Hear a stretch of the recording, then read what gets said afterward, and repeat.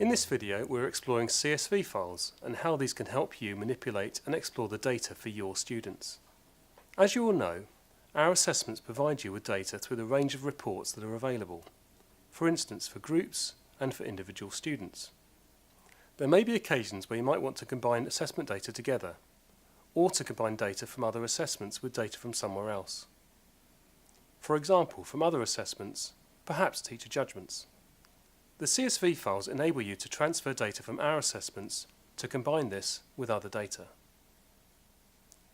This is typically done using spreadsheets.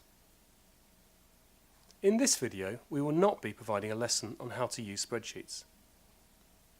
Instead, we are highlighting some of the possibilities for manipulating our assessment data using spreadsheets. Firstly, let's quickly explore what a CSV file is. CSV stands for comma separated variable. The CSV format is used to store and share data between tables, for example spreadsheets. The data is separated into different fields in the table by a comma, hence the name comma separated variable, commonly shortened to CSV. So, let's not get too concerned about the name, which can sound a bit technical. Let's explore what CSV files are and how these might be useful in helping to explore the data you get from GL's assessments. It's pretty straightforward to get your data via CSV files from GL's reporting platform, TestWise. There is already a video to support you with this aspect, and you can find a link alongside this video. Here we are focusing on working with this data once you have the CSV file from TestWise. In this example, we have a sample CSV file exported from Progress Test in English data. Other files from different assessments will be similar. Some of the columns will be self-explanatory. Here I will explain some of the columns which may not be quite so self-explanatory. Test name. This is the assessment name that this group of students took. Let's move across to group name. This will be the name that your school has provided for this group of students, in this case ID6 NSL. But it might be easily something as simple as Year 6. Custom 1.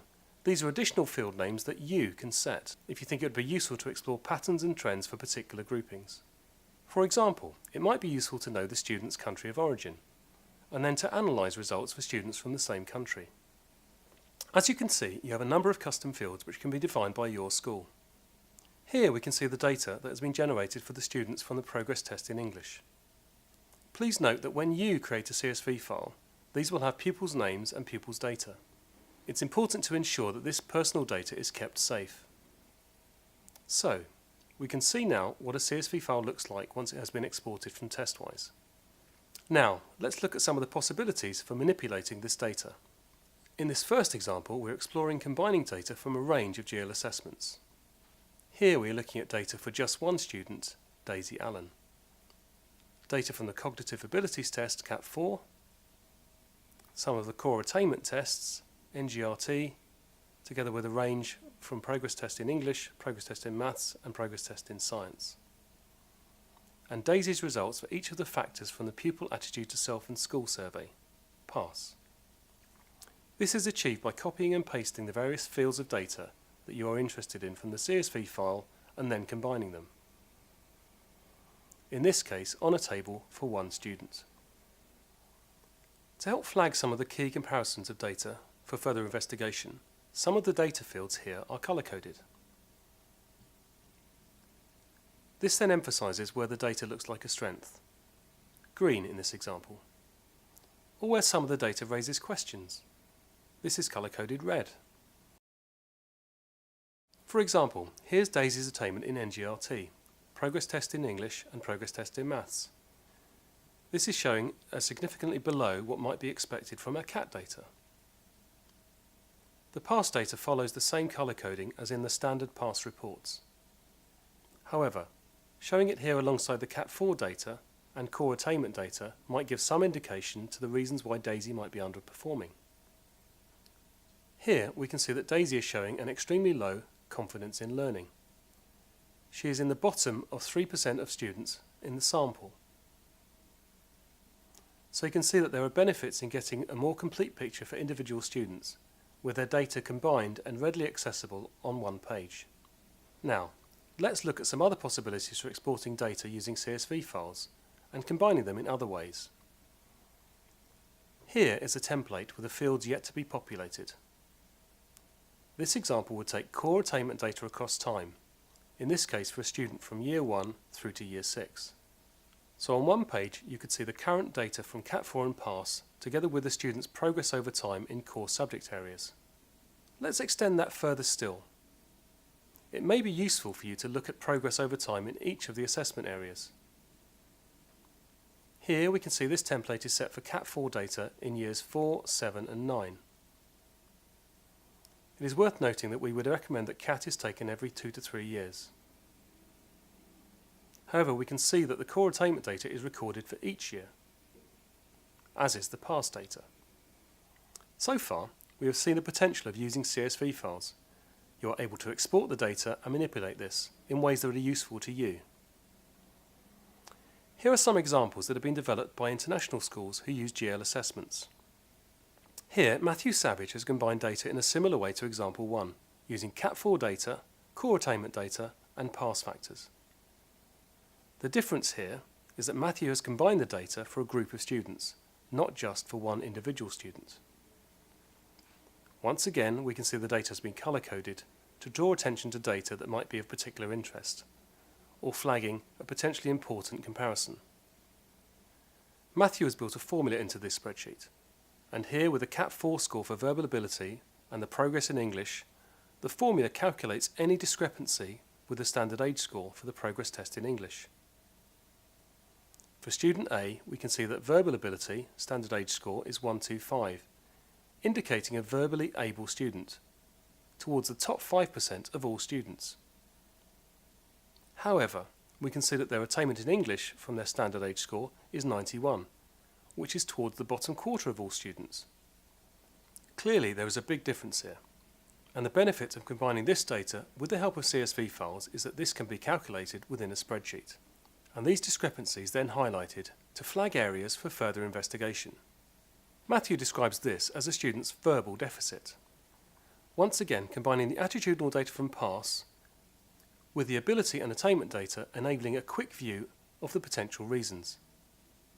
Here we can see that PASS factor P5 is in the bottom 7% of all students. Factor 5 is attitudes to teachers. We can see that PASS factor 1 is in the bottom 20% of all students. And factor 1 is feelings about school.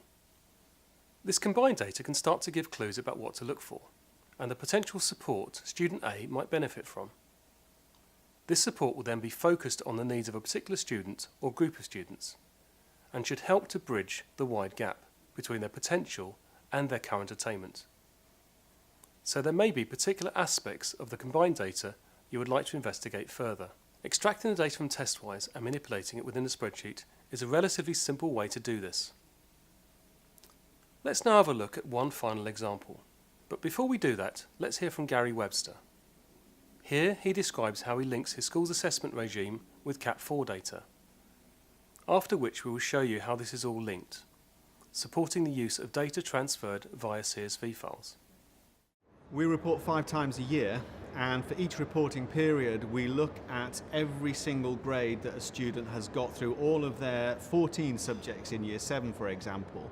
And each of those grades is awarded a numerical value, so an A would be worth 5 points, a B would be worth 4 points, and so on. Now that gives us a total point score per student, which is great because we can see the students that are performing to a very high level and the students that would need an extra bit of support. But obviously each student is different and the expectations for each student will be very different, and that's where the mean SAS comes in and is a very important figure for us, because we would divide the total point score with the student's mean SAS to give a more representative measure of how that student is progressing. So we could see, for instance, a student that gets a score of 60.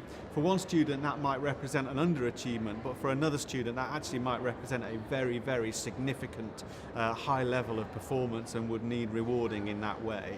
So that is our current assessment system, and it is designed to be able to reward those students that are clearly demonstrating great progress, to identify those students who sometimes tend to sit in the middle ground and can go unnoticed, so reward those, but also to step in and make some really good interventions, because if we know that a student who is getting a score of 65, that may look perfect, but actually by factoring in the mean SAS and looking at the context of that number, it might tell us actually there is a problem and we need to look at how to intervene to help that student make even better progress.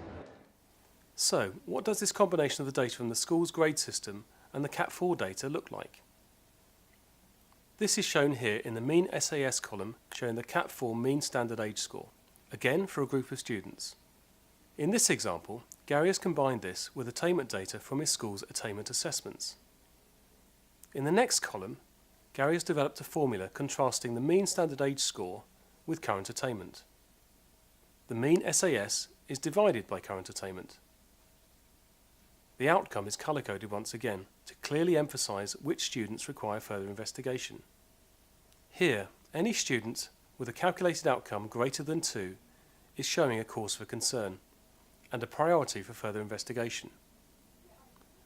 The calculation looks for discrepancy between potential, as indicated by the CAT4 mean standard age score, and current attainment. This then helps to focus where to investigate. So you can see, alongside the richness and the range of the standard reports available to you, you can also manipulate the raw data with the use of CSV files and spreadsheets to compare and contrast data which is important and useful to you.